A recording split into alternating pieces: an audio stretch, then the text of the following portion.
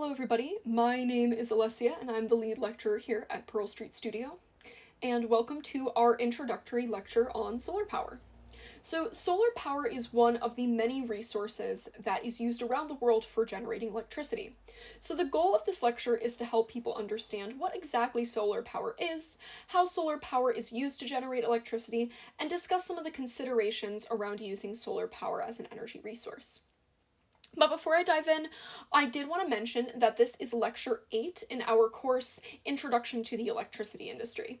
If you haven't already, we highly recommend you go back and watch our other lectures on other energy resources, which include coal, crude oil, natural gas, geothermal, nuclear, hydropower, and wind power. You could watch this lecture without watching those, but this lecture will be referencing a bit of the material we went over in those lectures.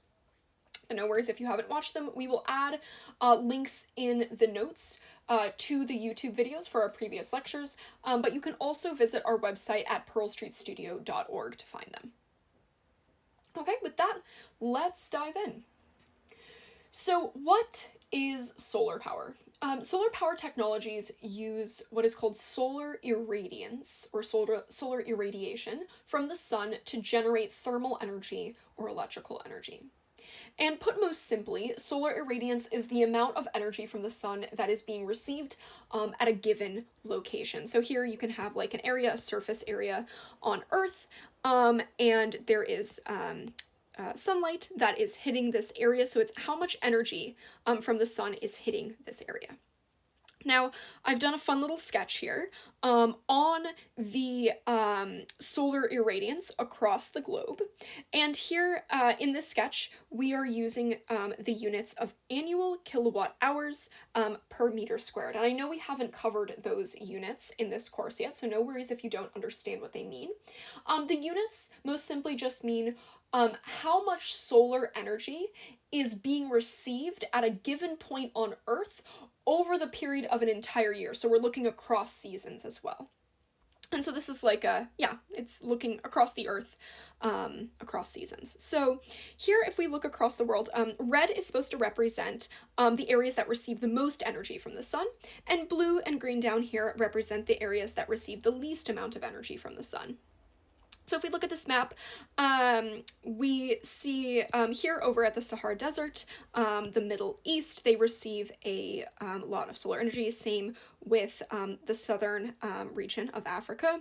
Also, if we look at northern Australia, if we look over in the Nepal-Tibet area, southwest United States / northwest of Mexico, we look at Peru and Chile there, and then part of Brazil. They receive a lot. Now, if we look at areas such as Russia, if we look at the Scandinavian countries up here in Canada, Iceland, Greenland, etc., these regions don't receive as much solar irradiance. And the reason why I'm emphasizing this here is that it's important to understand the amount of solar irradiance that's received across different parts of the world, because the regions that receive more solar energy are able to produce more useful heat or electricity with solar technologies in comparison to other regions. So for example, if we look over here, Egypt, for example, has pretty high levels of solar irradiance, so they can generate a lot of electricity or a lot of useful heat with solar technologies. But then if we compare them to, like, let's say Norway, that's located up here, Norway and Sweden, they're, even with the same size or the same technology, the exact same set of technology, it wouldn't be able to produce nearly as much energy or useful heat up in the Scandinavian countries as it would if it was located in Egypt. So this is a pretty important consideration here. Now, you've heard me reference solar power technologies create useful heat this should be an or right there, not an and, or electricity. So this is because there are two main types of solar technologies. And the two main types are called solar thermal systems, and the other one is called photovoltaic systems, also known as PV systems. So solar thermal systems use the sun's heat to warm up water for heating applications. So these are commonly used in like residential and commercial water heating systems.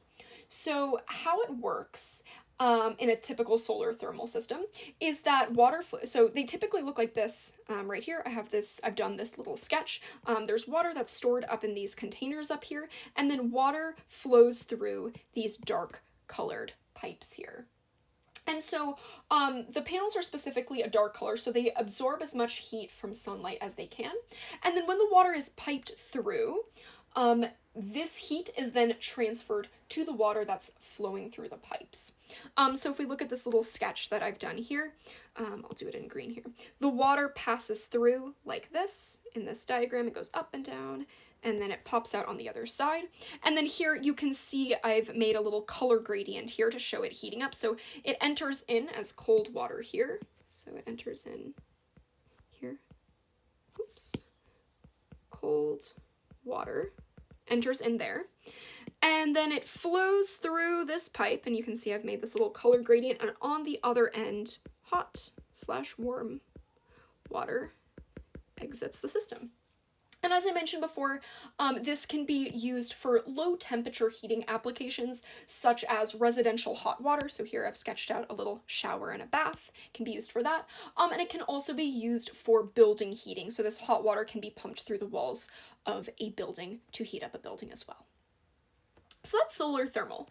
But in this lecture, we are going to be mostly focusing on photovoltaics, or photovoltaic systems. And photovoltaic systems take the sunlight, and instead of create heat, they create electricity, or produce electricity. So how they work at I'm trying to keep this more of an intuitive explanation, because how these panels, these PV or photovoltaic panels, works is actually a bit complicated. But most simply, we have the sunlight here, and the sunlight is striking the panel. What happens here is that the photons from the light transfer their energy to the electrons within the PV panel material. So we have light hitting a panel, and there's some little electrons that are in this solar panel, or in this PV panel. And this causes, when the electrons get excited, they all of a sudden have some energy. They become free to move around the material, so they're no longer stuck in place. They can move all around the material. But this PV panel is designed with an internal electric field. So what it does, it directs the flow of electrons in one direction. So instead of just heating up the material in the panel and all the electrons are just bouncing around in the panel, they're all directed in one direction. And the flow of electrons is what electricity is. So that's how, at a very high level, how PV panels work. In a future course, we'll go into more of the physics and chemistry behind how these panels work. But since this course is just supposed to be a very high-level introductory course that's also friendly to both technical and non-technical students, we're going to stick with this explanation for now. So, another thing to note in industry is that there are different types of photovoltaic panel installations. And there are three types. There is residential rooftop, there is commercial rooftop, and there is utility scale, also referred to as solar farms. And so, in a residential rooftop system, the systems are mounted on top of just homes, and they generate electricity which is then consumed by the residents of the house. Then on a commercial rooftop system, they often will use like large warehouses. Like for example, this big block that I've made here could be a warehouse that stores food or some other type of product that has a big roof space. And they will cover the roof in solar panels like this. And then the electricity that's generated from these solar panels could be used inside the warehouse here. Or that electricity could be sent back to the electric grid for other customers that are nearby to consume that electricity. And then the third type, like I said, utility scale / solar farm. And this consists of a large array of many solar panels that are installed on the ground and are connected directly to the electric grid, so there's nobody necessarily nearby that's consuming that electricity. And these facilities are designed to generate a lot of electricity and serve a very large number of customers. More similar to this structure is more equivalent to the scale that we've been discussing for some of the other types of power plants, like coal-fired and natural gas, etc. Okay, let's now go into the characteristics of photovoltaics, of a solar farm, I should say. So, as you can probably guess, these systems are intermittent because the electricity generation from PV panels depends on the intensity of sunlight. So, therefore, it varies with weather conditions, it varies with the time of day and the season. So, in order to manage some of this intermittency around electricity generation, PV panels are often paired with battery energy storage systems in order to help maintain a continuous supply of electricity. We're going to talk about that more in a moment, so I'll just leave it to that for now. All right, so for the fuel supply chain, there is none. Actually, I should write that explicitly here. There is none. There is no fuel supply chain, but I wanted to use this time to discuss, to explain how solar generation varies a bit throughout the day. And it's pretty intuitive. So these two little charts I've drawn here, the bottom axis here, the x-axis, is the time of day, and the y-axis is the solar irradiance, so how much electricity is coming from the sun. So on a perfectly sunny day, starting at around 6 a.m. to 6 p.m., the solar will peak at noon, it will generate the most electricity at noon, and then it will come down to zero at around maybe 6 p.m., 7 p.m. But then on a cloudy day, when some of the clouds are blocking the energy from the sunlight, you'll have a little rise in the morning, but then you'll get stuck at these lower levels of solar irradiance throughout the day if the clouds are blocking some of the sunlight here. So this can help explain some of the variability from day to day. I mean, from day to night makes sense, but from one day to another. Typically it's cloud coverage or rain that causes a big difference in what might be generated from one day to the next. Okay, so for fuel storage, it's not really fuel storage, it's more just energy storage, I should say.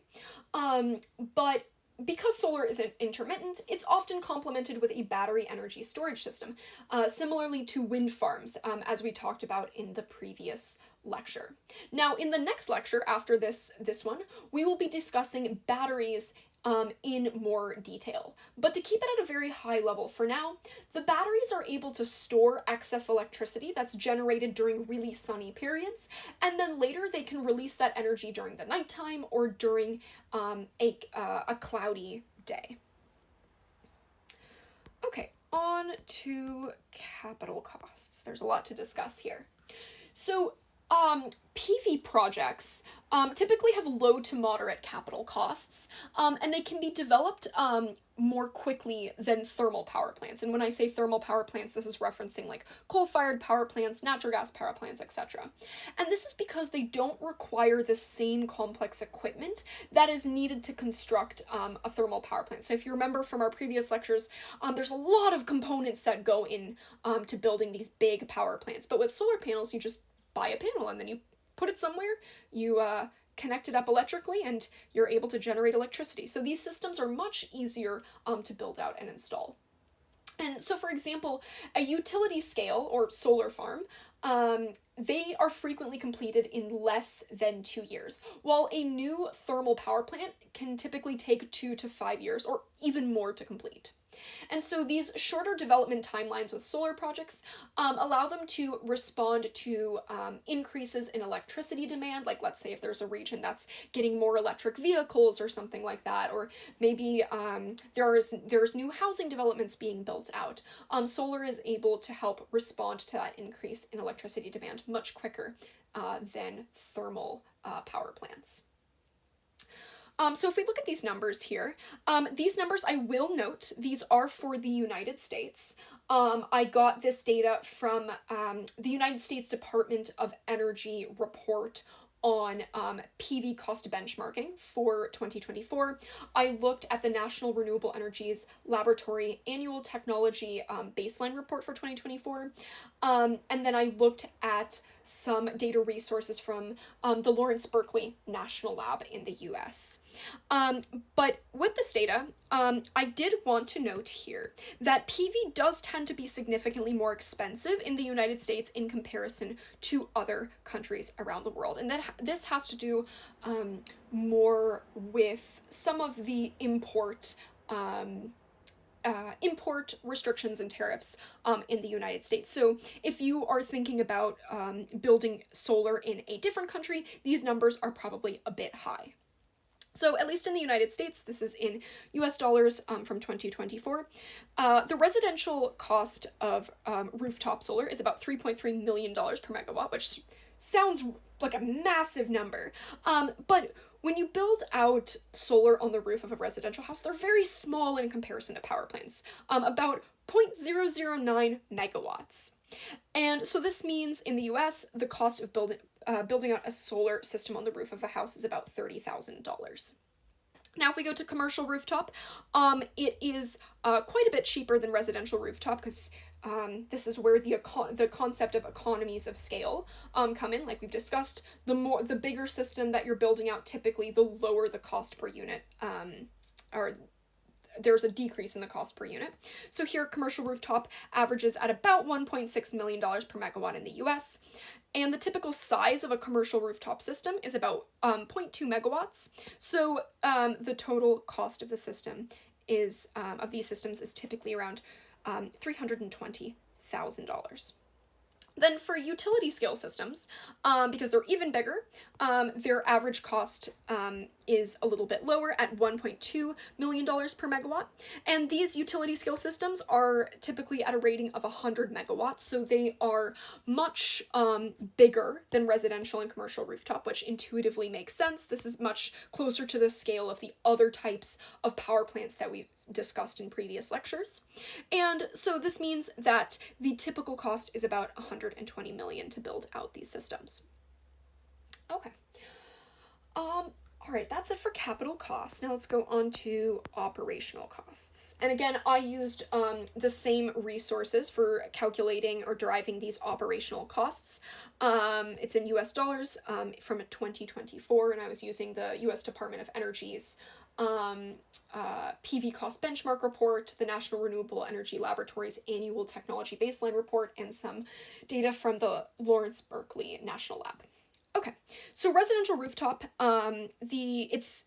tends to be about $19 to $24 per megawatt hour, so it's a little bit more expensive here, but still not as expensive as fossil fuel resources. Then rooftop commercial is a bit cheaper. Again, this goes to the concept of economies of scale at about 13 to 17, and then utility scale is the cheapest at about 8 to 15.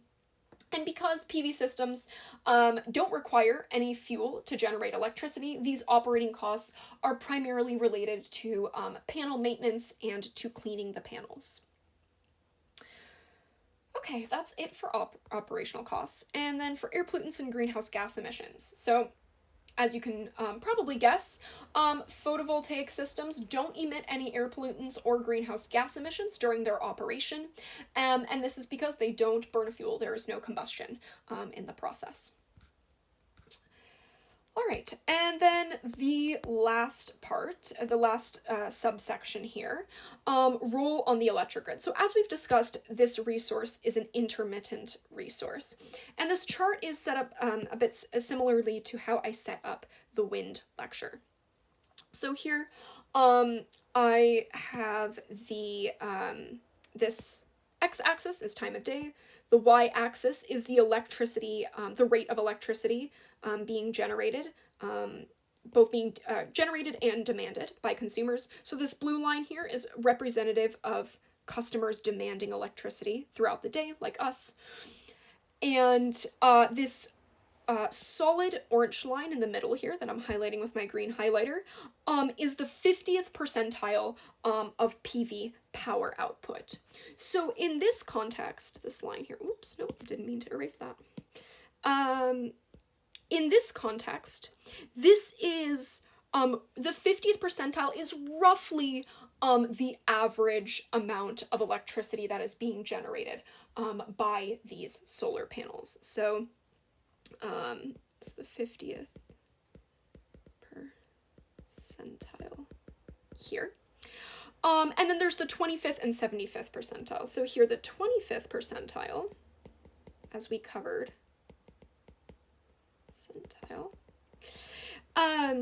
is the level of, or the rate of electricity being generated the level of electricity being generated at the 25th percentile is it is either for any given time of day here, the electricity being generated is at this 25% of the time is at this level or lower. And then similar logic applies for the 75th percentile.